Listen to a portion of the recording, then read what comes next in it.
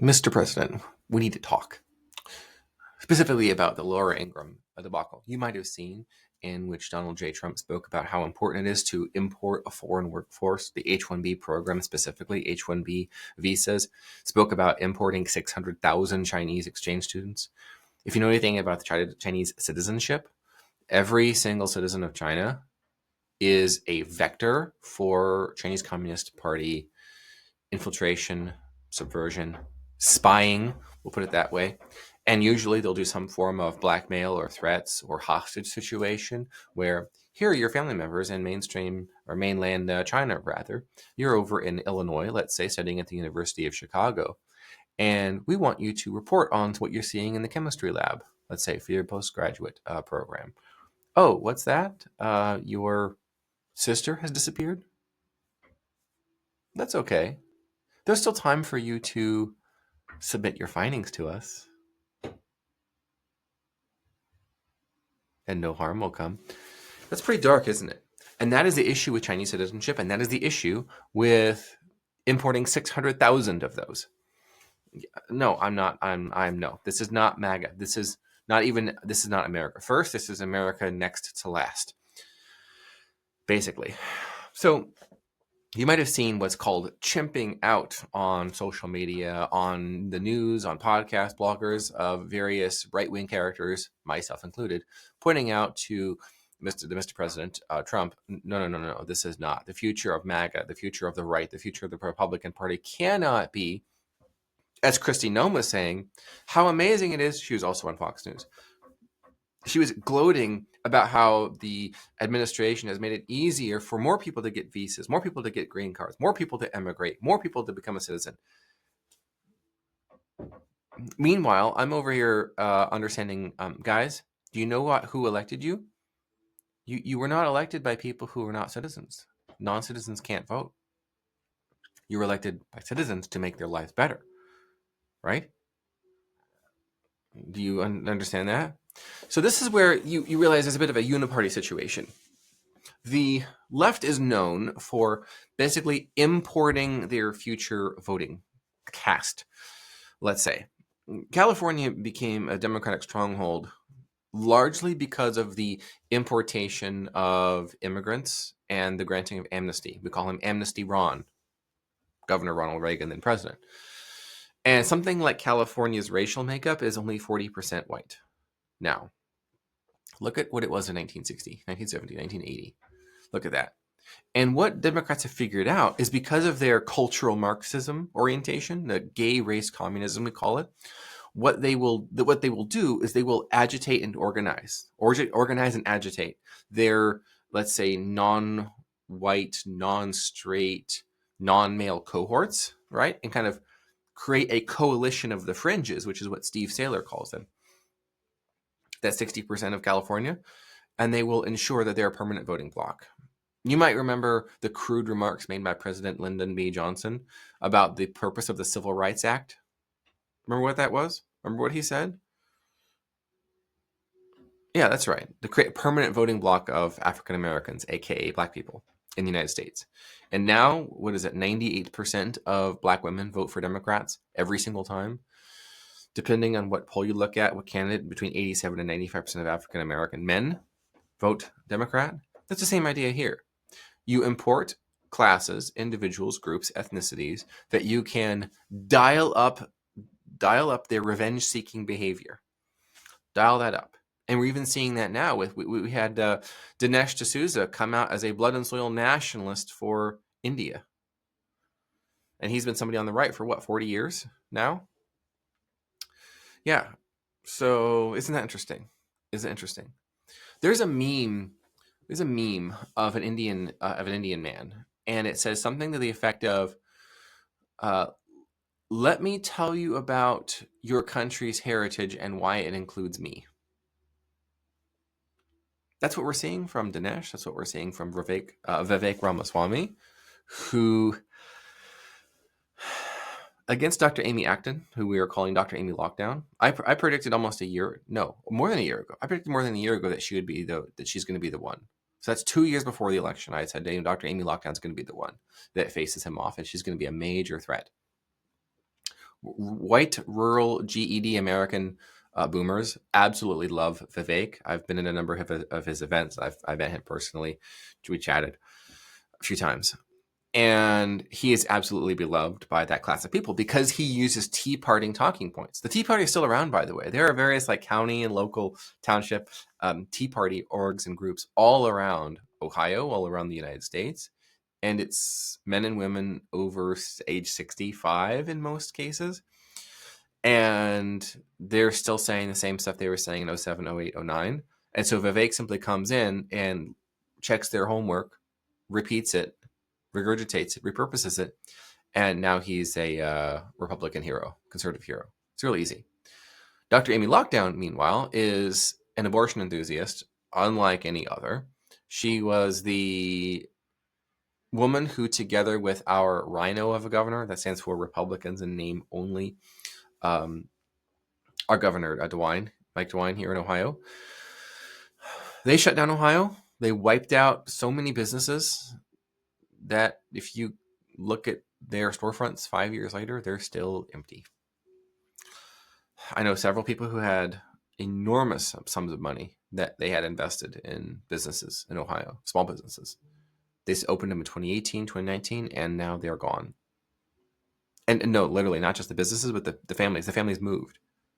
All of them that I know of personally in my circle. You know where they moved? Florida. All of them. By the way, Ron DeSantis recently came out against H-1Bs.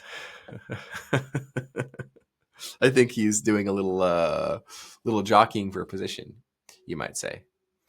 Unfortunately, the way that he campaigned for the 2024 nomination of the Republicans was boomer coded, we'll put it that way. You know how if you have baby boomer age grandparents or great grandparents or parents, you know how they tend not to have a bedside manner. They tend to be socially insensitive. And the advice they tend to give tends to be like, why haven't you gotten a job yet? All you got to do is put your resume together, go on there with a slick back, clean haircut with your pomade in your hair and give them a firm handshake and smile and look them in the eye and you got the job. That's what I did. That's boomers speak, right? That they take that advice for everything. That's how they dispense advice. And it's 40 years too late for every single bit of advice. Marriage advice, parenting advice, career advice, educational advice, housing advice, political advice, right? So every day the president reminds us he's a boomer, born in 1946. So he's right from the beginning. So he's a lot of time to build that. Yes, I do respect and admire our president, and I believe he has the mandate of heaven. I just don't understand why he has to gamble it all on H-1Bs and the CCP.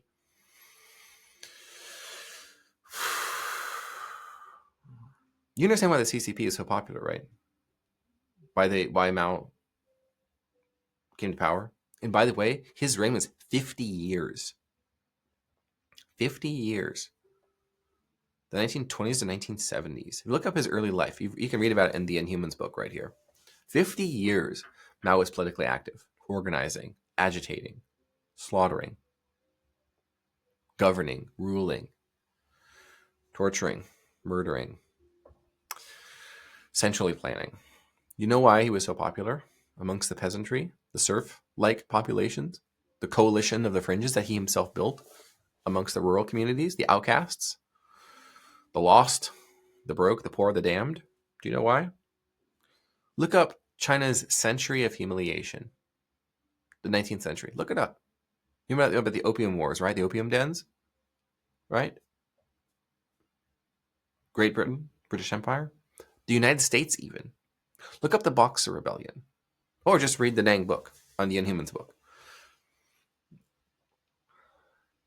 It seems as though right now the play, is to distract Donald J. Trump with foreign affairs, leave everyday Americans and our concerns incomplete, unaddressed, so that there's plenty for Democratic Socialists to campaign on, to bring the Mamdani method to the United States proper, via the executive branch and the various judicial appointments, and whoever wins down ballot and legislative, both federal and state. to get Congress, the Senate, ultimately the Supreme Court, all far left, with a Governor Gavin Newsom or Representative AOC type candidate, or both of them for 2028. The right's best chance is going to be J.D. Vance as the nominee, with his vice president being Stephen Miller. People say, oh, Marco Rubio. No. Little Marco graduated and became Big Marco, but no, absolutely not. Stephen Miller. With the point being, the VP needs to be more terrifying to the opposition than the president to keep the president's life safe, right? I don't think anyone is more hated besides J.D. Vance than Stephen Miller. The man is literally Jewish, and they keep harping on him as literally Joseph Goebbels, using their weird Valley voice. You saw Sydney Sweeney's takedown, right? I'm reminded of that. Do you remember her interview from Gentleman's Quarterly, GQ? She was unable to make eye contact with her and made those dismissive faces, right? Dismissing anyone who could possibly disagree with her. But she couldn't make eye contact with her. It was interesting. Very interesting to observe. And of course, memes were made of it. Smarmy HR school marm types. That is the primary voting bloc of the Democratic Party. That's why I think Acton, similar letters, right? Dr. Amy Lockdown, she has the advantage against Vivek, I believe. Thoroughly, I believe that. 2023, we had a constitutional amendment passed in Ohio, right? It was close to 60-40. Not quite, but close to 60-40, which is what you might call a blowout. It was a constitutional amendment that prohibits prohibition of abortion, prohibits prohibition of reproductive health care, which includes like trans and kids or something like that. It includes keeping medical records of literally children from their parents.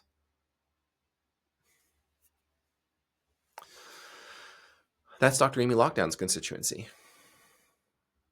And all her campaign or her surrogates, affiliates, or PACs allied with her, all they have to do to completely doom Vivek and get that 60-40, slight exaggeration, but similar results from the Ohio abortion amendment, all they have to do is call Vivek Indian scammer. That's all they have to do. And they win 60-40. So it will be interesting to see if they do. I like to make predictions. I made in 2018 a Facebook Live video in which I predicted that the future of, let's call it, relations between the sexes in the United States was going to be legalized polygyny. Polygamy, yes, but specifically polygyny. I said that in 2018, we would see it happen federally, nationally, by 2029. We're right on track. You might have been seeing the past few days various polygynous characters going viral. Polyamory as well. Polyamory is left-wing version of it. Polygyny is right-wing version of it, right? Order versus chaos.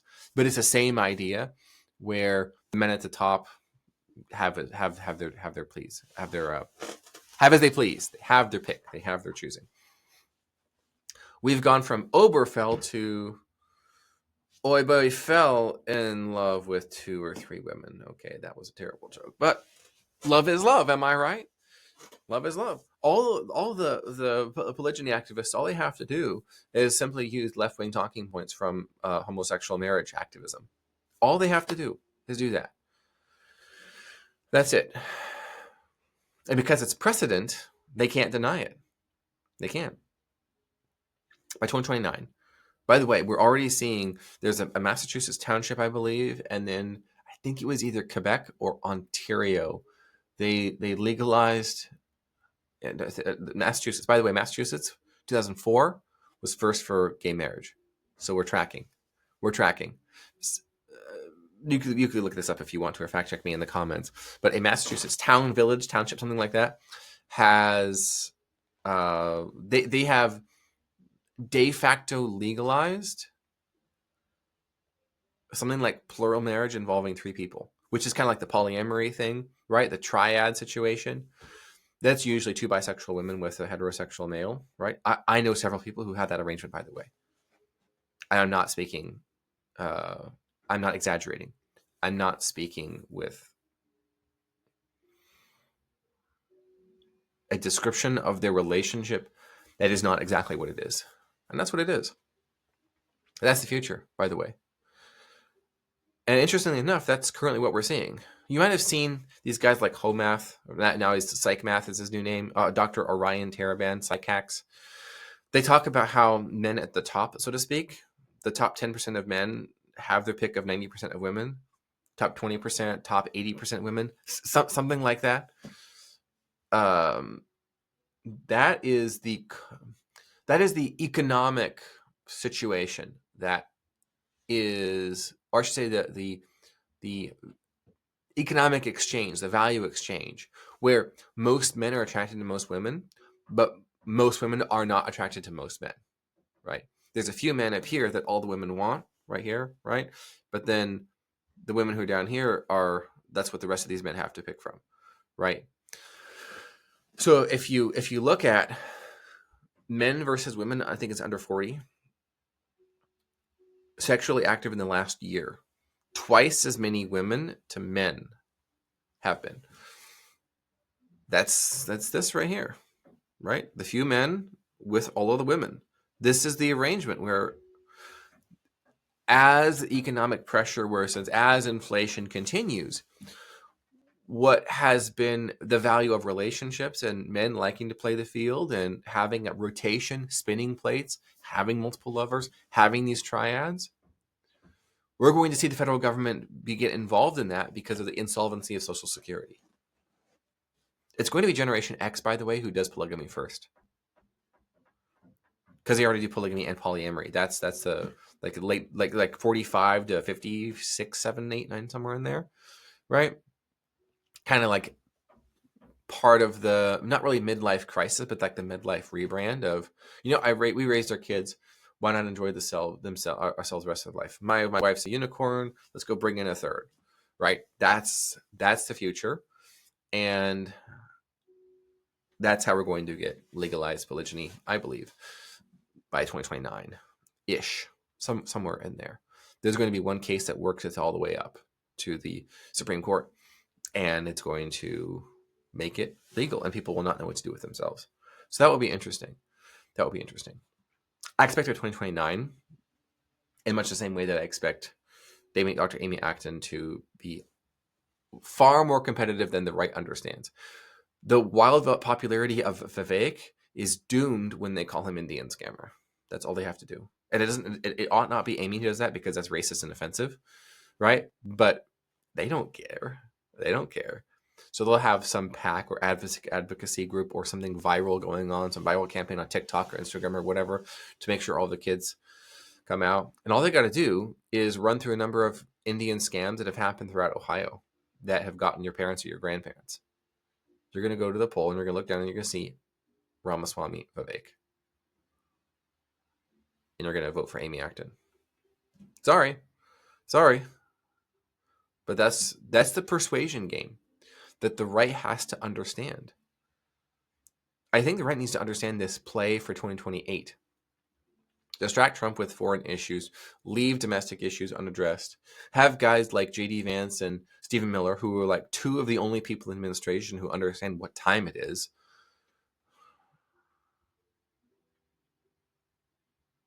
If they dictated policy, we'd be in a lot better position, I believe. Obviously, I'm a populist, I'm a nationalist. Meaning I look at who are the people of our country, who are the citizens of our nation. We got to take care of them. It's a paternal viewpoint. My politics have changed immensely since becoming a father, as they should. What is there to glean from all of this? Well, you probably gleaned a few things. Number one, the power of two-word persuasion. I'm doing it with Amy Lockdown, by the way, calling that as her nickname to remind the right what she did to Ohio. But that was 5 years ago. 2 words, Indian scammer. You look down there and you see Vivek Ramaswamy. It's going to be competitive. It's going to be close. From the right's perspective, it might actually be a blowout with Amy getting 60%, 56% of the vote. It might be. But in the context of the H-1B thing, nope. That's just not it. The future is radical on both sides. The left adores Luigi Mangione for slaughtering the United Healthcare CEO. Mamdani is like a new folk hero for the left. We saw, what was it, 86% of women under 30 in New York City voted for, or of those who did vote, 86% voted for Mamdani. 68% of men under 30 voted for him. He's the most radical. People want radical change. The spirit of Occupy Wall Street did not go anywhere. It moved from Wall Street to Bernie Sanders from 2010, 2012, 2015, 16. Right? It sort of migrated. And by the way, it was also siphoned off into cultural warfare issues like gay marriage, for example, abortion advocacy, right? Got to distract him from the real seat of power, Wall Street and the Treasury, Federal Reserve, right? There's a lot that you can take away. There's probably going to be more. In fact, I'm going to suggest that you watch this video again on 1.25 or 1.25 speed. That's fine. But there's so much that's happening right now in just the past couple of days that tells us where we're going, right? We're going to something like total chaos, radicalism, order, sanity, moderation, centrism. All of those are code words for putting the brakes on a runaway train. And I tell you where the train's going. I don't think we have the option to get off. So fasten your seatbelts, folks.